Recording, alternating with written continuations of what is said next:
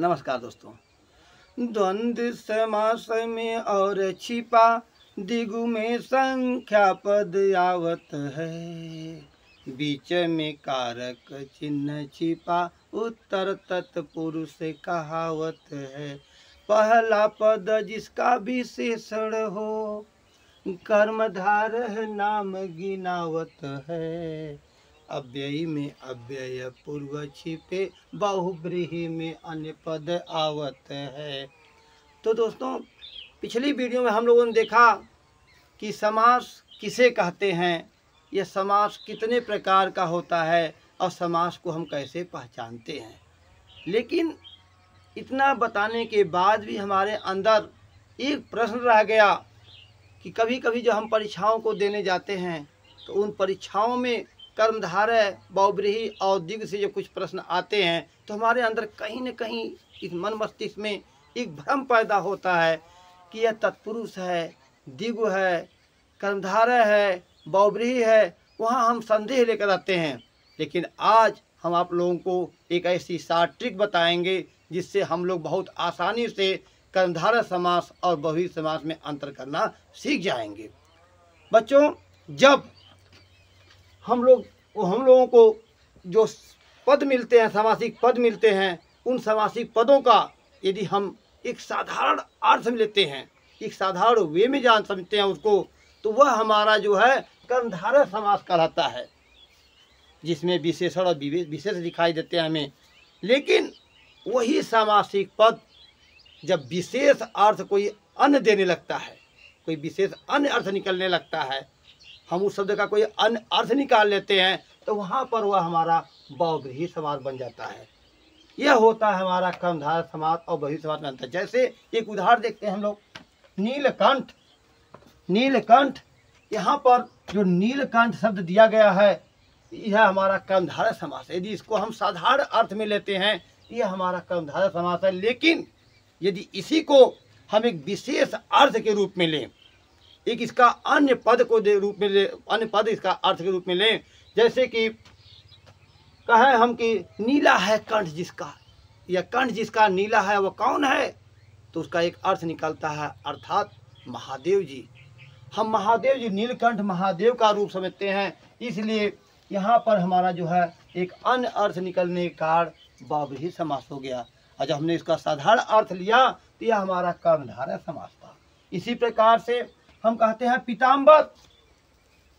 पीताम्बर का यदि हम साधारण अर्थ लेते हैं तो वह हमारा कर्मधारय समास होता है। लेकिन जब इसको हम कहते हैं कि पीला है जिसका वस्त्र, जो पीला वस्त्र को धारण करता है, जो पीला है जिसका वस्त्र, अर्थात विष्णु जी। विष्णु जी, तो यहाँ पर हमने एक अन्य अर्थ लिया, और जब हम अन्य अर्थ लेते हैं तो वहाँ पर हमारा जो है बहुब्रीहि समास होता है।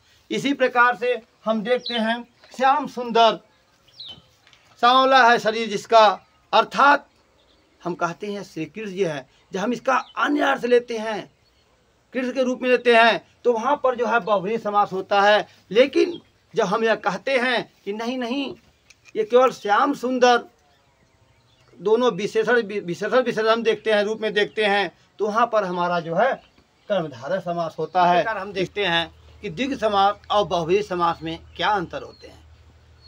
दिग् समास जो संख्यावाचक होता है, बहुब्रीहि समास जो अन्य अर्थ को देता है। यदि संख्यावाचक शब्द या पद हमें अन्य अर्थ देने लगे तो वहाँ पर बहुब्रीहि समास होता है। और यदि संख्यावाचक शब्द मात्र हम संख्या के लिए ही प्रयोग करते हैं तो वहाँ दिग् समास होता है। तो कहते हैं दिग् समास और बहुब्रीहि समास में क्या अंतर होता है, तो कहा देखो, जब संख्यावाचक पद केवल संख्या का ज्ञान कराए तो वहाँ पर दिग् समास होगा। यदि यही संख्यावाचक पद हमें अन्य अर्थ का बोध कराए तो वहाँ पर जो है बहुब्रीहि समास होगा। जैसे चतुरानन, यहाँ चतुरानन शब्द देख रहे हैं, यदि हम यहाँ चतुर यानी चार मुख का केवल अर्थ लें तो यहाँ पर हमारा दिग् समास होगा। दिग् समास होगा, दिग् समास। यदि हम कहें कि चार हैं मुख जिसके, अर्थात एक अन्य अर्थ लेते हैं ब्रह्म, जैसे कि ब्रह्मा जी, तो वहाँ पर हमारा बहुव्रीहि समास होगा। चार हैं मुख जिसके, चार हैं मुख जिसके, अर्थात ब्रह्मा जी, तो यहाँ पर अन्य अर्थ लिया गया, इसलिए हमारा बहुव्रीहि समास हो गया। इसी प्रकार चतुर्भुज, चार भुजाएं, यदि हम चार भुजा कहें मात्र तो वहाँ पर हमारा द्विगु समास होगा। लेकिन जब इसका हम एक अन्य अर्थ लेंगे, चार हैं भुजाएं जिसके, अर्थात विष्णु जी, तो यहाँ हमारा बहुव्रीहि समास होगा। इसी प्रकार दशानन, 10 मुख, यदि हम केवल 10 मुख कहें तो हमारा द्विगु समास होगा। लेकिन यदि हम कहें 10 हैं मुख जिसके, अर्थात रावण, लंकापति रावण, यहाँ पर लंकापति रावण यानी रावण की बात कर रहे हैं, एक अन्य अर्थ ले रहे हैं, इसलिए यहाँ पर हमारा बहुव्रीहि समास हो गया। अन्य उदाहरण के रूप में हम देखते हैं त्रिलोचन, तीन लोचन, नेत्र, 3 नेत्र। यहीं पर यदि हम रोक दें अपने भाव को तो यहाँ पर हमारा होता है द्विगु समास। लेकिन यदि हम इसको यहाँ पर न रोक करके एक भाव अन्य रूप में कहें, 3 हैं नेत्र जिसके, अर्थात महादेव जी, शंकर जी, भोलेनाथ, तो यहाँ पर यह हमारा हो गया बहुव्रीहि समास। इस प्रकार से आज की वीडियो में हमने देखा कि बहुव्रीहि समास, द्विगु समास को हम कैसे पहचानेंगे और कर्मधारय समास और साथ ही साथ बहुव्रीहि समास में क्या अंतर होते हैं, उनको हम कैसे पहचानते हैं। इसको देखने के लिए आप लोगों को धन्यवाद।